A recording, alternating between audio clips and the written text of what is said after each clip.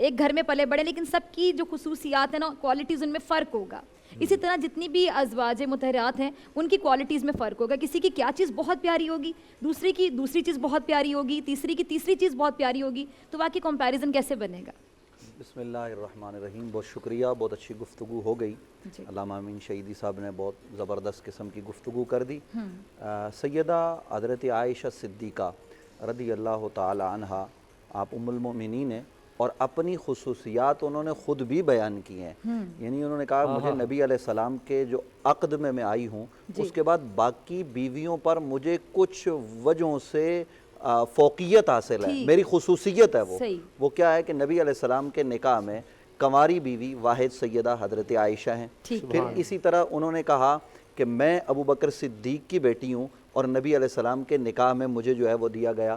زندگی کے نبی علیہ السلام کی ظاہری حیات کے آخری ایام حضرت سیدہ عائشہ کے حجرے میں گزرے ہیں, اور نبی رحمت صلی اللہ علیہ وآلہ وسلم کے منہ مبارک میں جو آخری غذا گئی ہے وہ جناب سیدہ حضرت عائشہ کا لعاب ہے کہ آپ نے مسواک اپنے منہ میں نرم کر کے نبی علیہ السلام کو دیا اور نبی علیہ السلام نے مسواک فرمایا. تو یہ حضرت عائشہ کی وہ خصوصیات ہیں جن کو ہمیں پیش نظر رکھنا چاہیے. اور پھر حضرت عائشہ صدیقہ کی خصوصیات میں سے ایک خصوصیت یہ بھی ہے کہ آپ نے نبی رحمت صلی اللہ علیہ وآلہ وسلم سے جو سیکھا, نبی علیہ السلام کے ساتھ جو رہی, وہ چیزیں آپ نے امت کو عطا کی. ہم یہاں اسی پلیٹ فارم پر ایک پروگرام میں میاں بیوی کے حقوق پر بات کر رہے تھے, بہت ساری باتیں یہاں پہ ہوئی. تو اگر سیدہ عائشہ صدیقہ وہ چیزیں بیان نہ کرتی تو آج میاں بیوی کے تعلق کی وجہ سے کئی لڑائیاں اور جھگڑے ہوتے. لیکن یہ جو لڑائیاں جھگڑے کم ہو رہے ہیں اور جو لوگ اسلام کی طرف رغبت رکھ رہے ہیں, شوہر کی قدر ہو رہی ہے, بیوی کا خیال رکھا جا رہا ہے, یہ تمام تر وہ چیزیں ہیں جو ام المومنین نے بیان کی ہیں.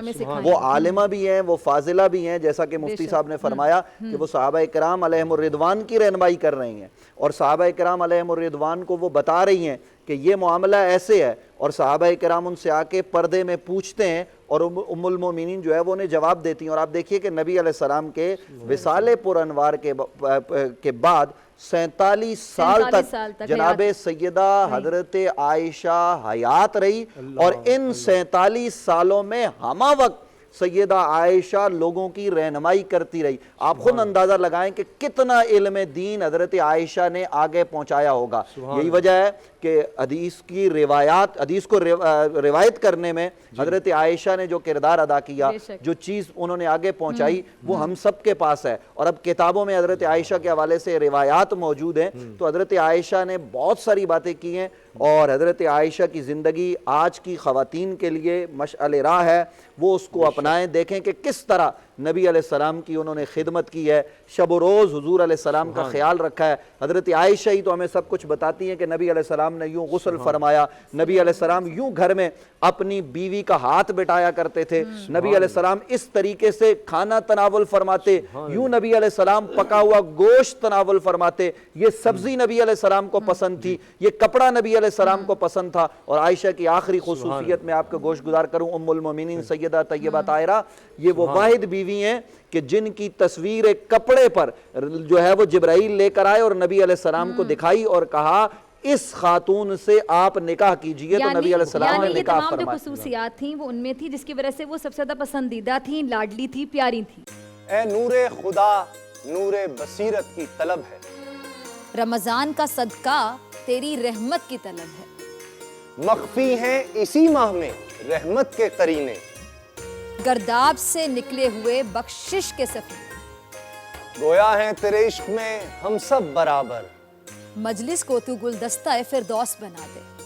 رندوں کو ثنائے شہ لولاک پلا دے, تو شمع قلم کو ید بیضائی عطا کر. بچوں کو تو افطار میں تسنیم عطا کر.